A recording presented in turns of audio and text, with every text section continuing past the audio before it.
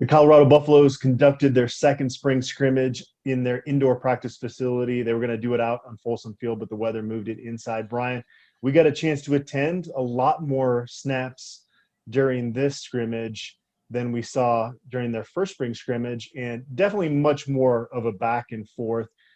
Big plays made by both sides of the ball. Yeah, and that was good to see. I think, Darrell wanted to see that. I mean, I think we saw one touchdown in the 25 plays the week before, and that was by, the third team quarterback, Grant Cicerone, throwing to Michael Harrison.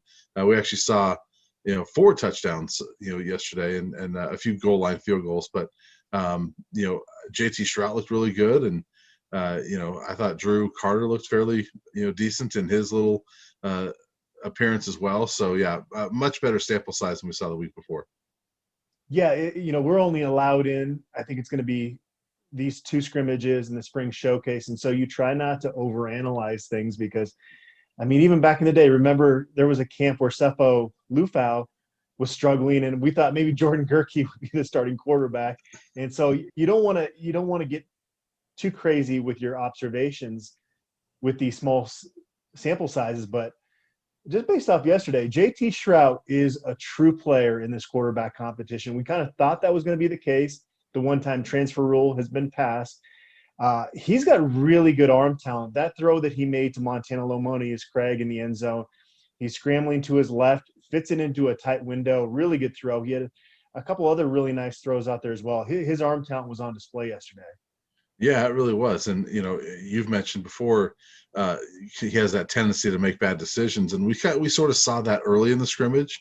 He threw an interception on a tip pass that wasn't the greatest throw. He had a little bit of a slow start, but he really came through. And yeah, that throw to Montana back of the end zone, like you said, rolling to his left, throwing to his left, and fits it into a tight window. And great catch by Montana, by the way.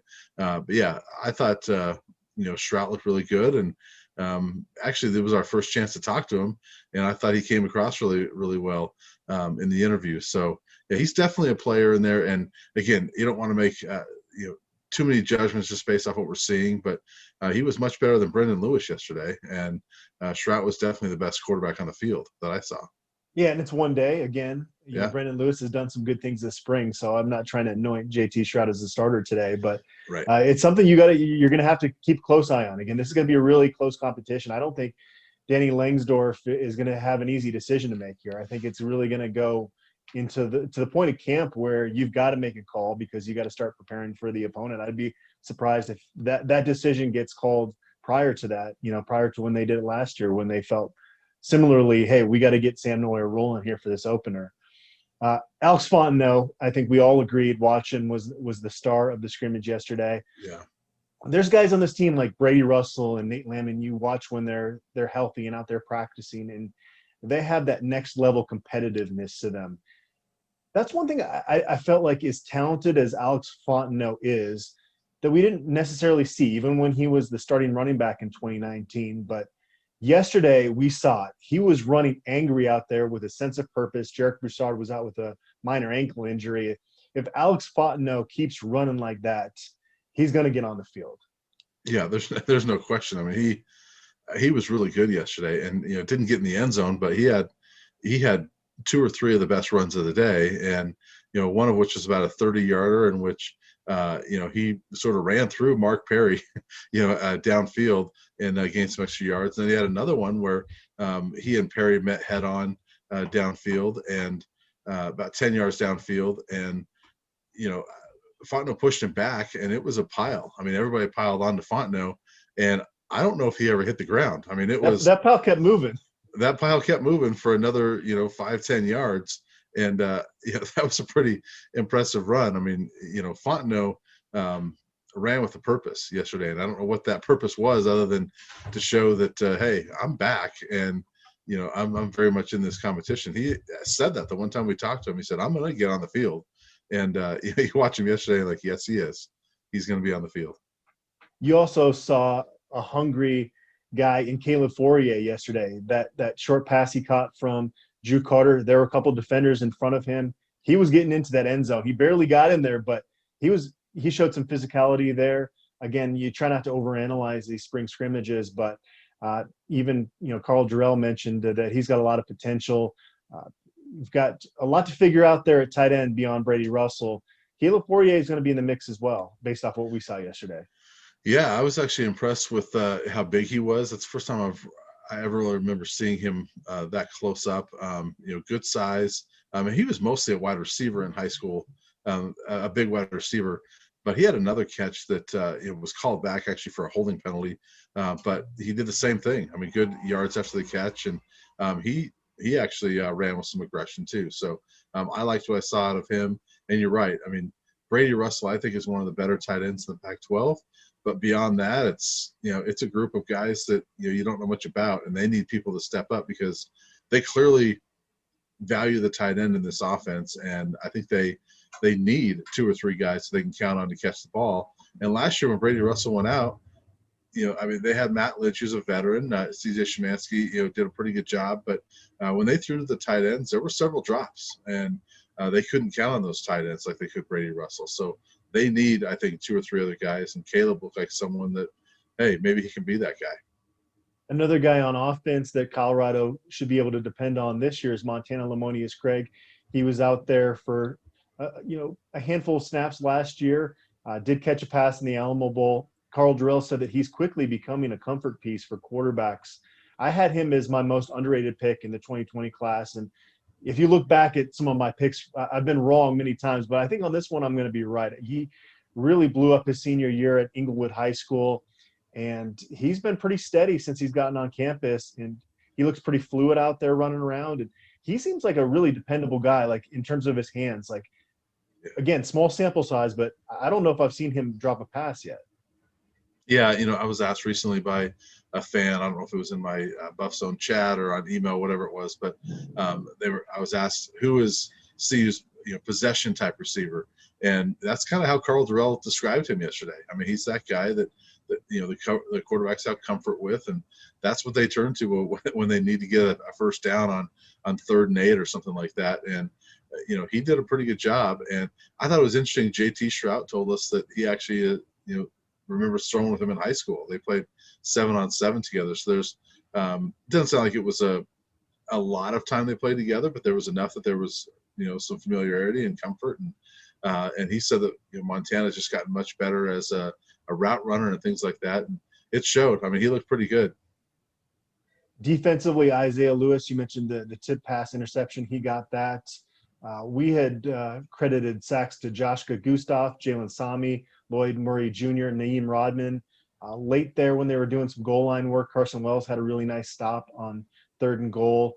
Any main takeaways there? We saw Ray Robinson get a lot of first-team reps, so that was fun to watch.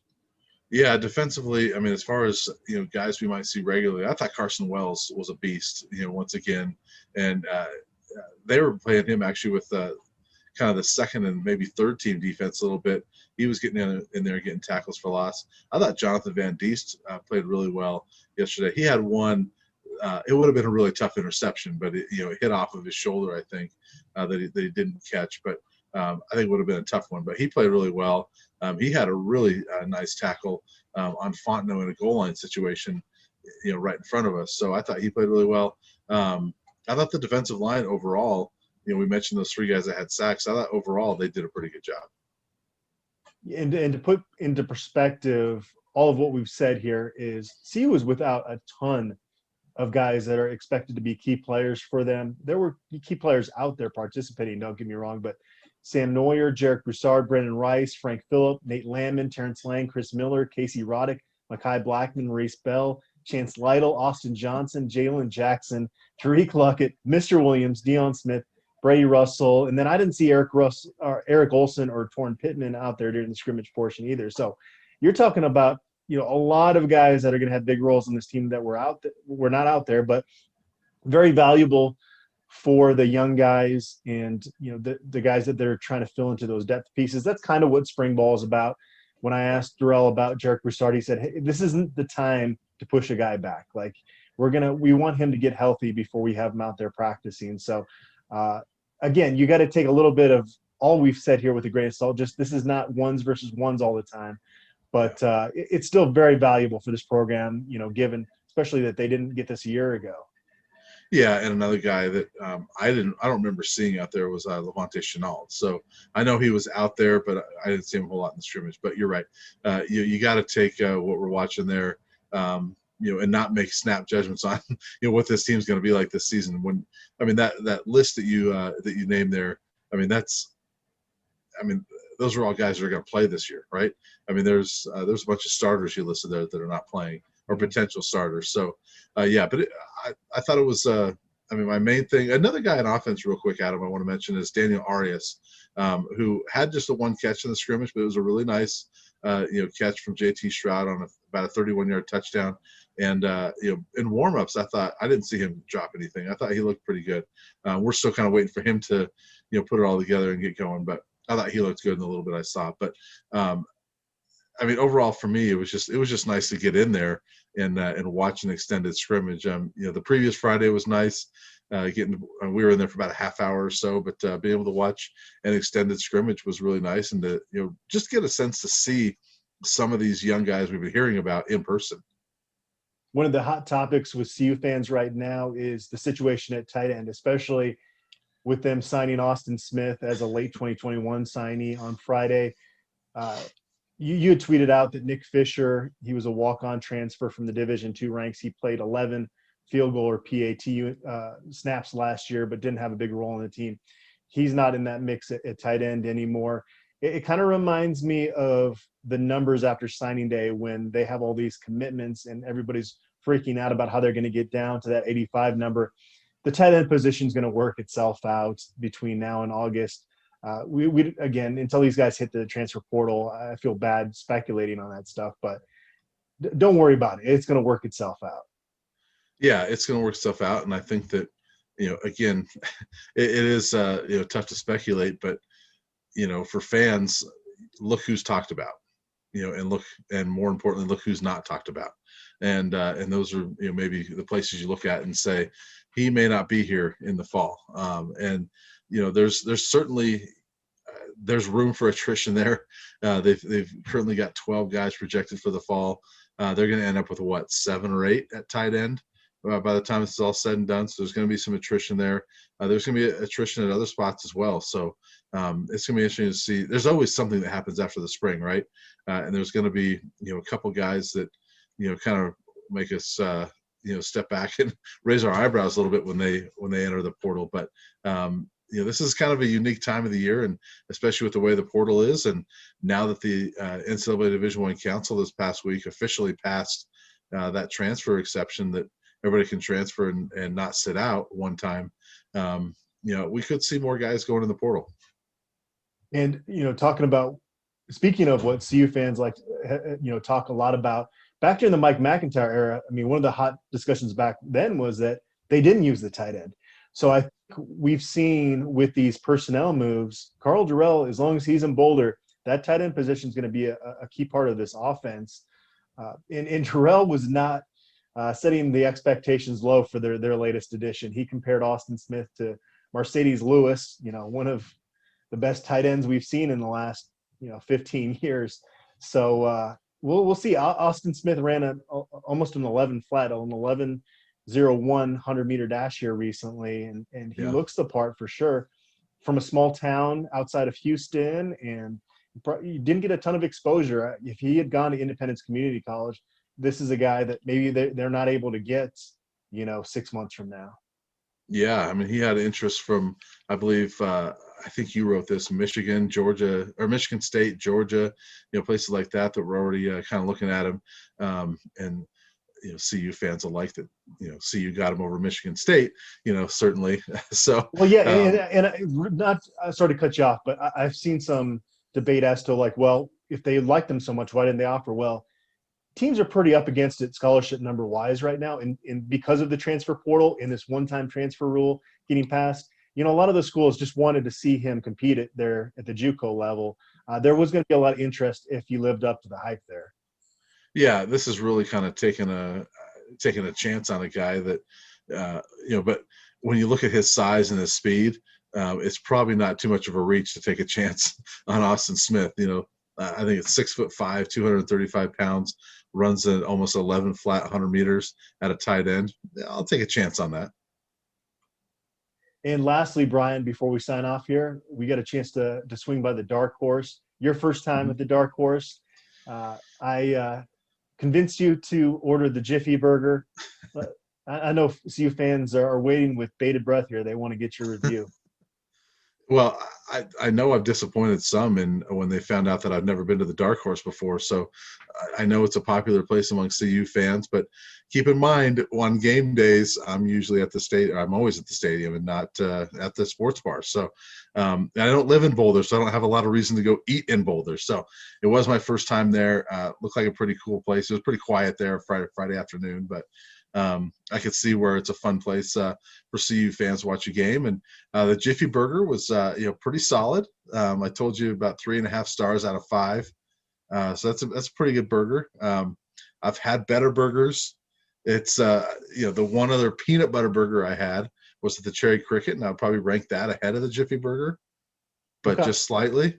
But as I told you as we were eating yesterday, I would order it again. It was pretty good. I've told you it's like twice a year I really get, an urge to get a Jiffy Burger. And when you have that urge to get a Jiffy Burger, you got to craving. Yeah, and maybe that becomes our spring football tradition as we go to the Dark Horse before a scrimmage and grab a Jiffy Burger. So, I would go there again. I would get another Jiffy Burger. What's next on your to-do list in Boulder? I think we were talking yesterday, the sink. We got to get you in there as well. Yes. See, we're going to start getting, CU fans to really wonder, where my priorities are when they find out I hadn't been to the Dark Horse and I've never been to the sink. So, but I was going to go to the sink about a year ago. I was telling you this story at Pro Day last year, chatting with Steven Montez. And, I said, hey, I want to do a pre-draft interview with you. Can I buy you lunch anywhere you want to go? He goes, yeah, let's go to the sink. And I said, perfect. Let's go there. And Pro Day was literally, it was the same day that CU played in the Pac-12 tournament against Washington State. We all know what happened that night. Rudy Gobert got COVID. The Utah Jazz, and the reporters got COVID. The next day, everything was shut down. So that visit to the sink with Steven Montez never happened. And, I just haven't been to a ton of restaurants over the last year. So still waiting to go to the sink. Maybe we can do that. Well, I was gonna say before the spring game, but it's at 9 a.m. So not before the spring game. Maybe afterward. Maybe after the spring game we do that. But the sink has got to be the next one on the agenda. And hey, if fans want to give recommendations of places to go, I'm sure it'll help me out and help out of the other fans. Well, I would have had a recommendation, but the last 13 months have sucked for a lot of reasons. And in my top 5 is the Med closing down. That made me really sad. I love that place. That was probably my favorite place in Boulder to go eat. So I don't know if somebody can come scoop that place up and just keep it the way it was. A lot of people would be happy about that. But anyway, that's our Dark Horse review, and we'll be back with more spring ball analysis next week.